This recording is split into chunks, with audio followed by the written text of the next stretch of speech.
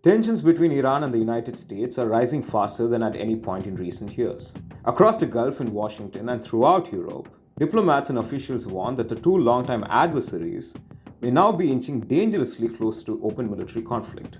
Washington has deployed one of its largest military forces to the region since the 2003 Iraq invasion. Aircraft carriers, warships, and fighter jets now sit positioned across strategic locations, a sign of growing confrontation as negotiations over Tehran's nuclear program stall. Israel, long opposed to Iran's nuclear ambitions, believes diplomacy is at a dead end. Officials say preparations are underway for possible coordinated military action with the United States, though no final decision has been made. If carried out, it would mark the second joint strike on Iranian targets in less than a year. Across the Gulf, oil-producing nations are bracing for the worst. Many fear any military clash could quickly spiral, destabilizing the entire Middle East and sending global oil prices soaring. Two rounds of indirect US-Iran talks have made little headway. Uranium enrichment, missile limitations, and sanctions relief remain major sticking points. When Omani mediators delivered US proposals on missile issues, Iran Foreign Minister Abbas Araghchi reportedly refused to even open the envelope. Araghchi says Iran is preparing a written counter-proposal expected within days. According to him, diplomacy, not force, is the only viable solution. Yet he also insists Iran is prepared for war as much as for peace. US President Donald Trump has warned that Iran must reach a nuclear deal within 10 to 15 days, an ultimatum Tehran rejects. Trump says he is considering a limited military strike if negotiations fail, though officials emphasize no final decision has been made. Mr. President, what's your message to the Iranian people after 2 rounds of talks with them? Do you have any message to the Iranian people? The Iranian people in Iran or people here? People in Iran. They better negotiate a fair deal. They better negotiate. You know, the people of Iran are a lot different than the leaders of Iran.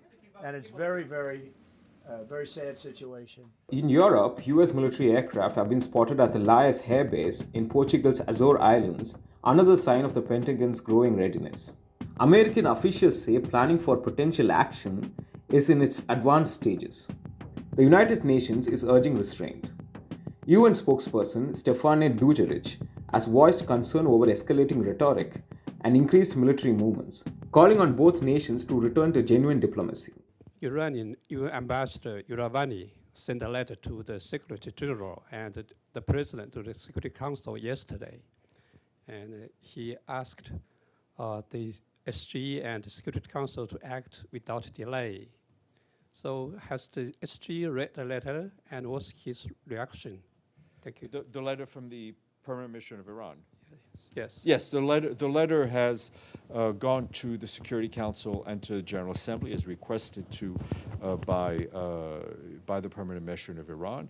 And I can tell you and reiterate yet again that we are very concerned about the heightened rhetoric we're seeing around the region, by the heightened military activities, war games, or just military, increased military naval presence and in the region.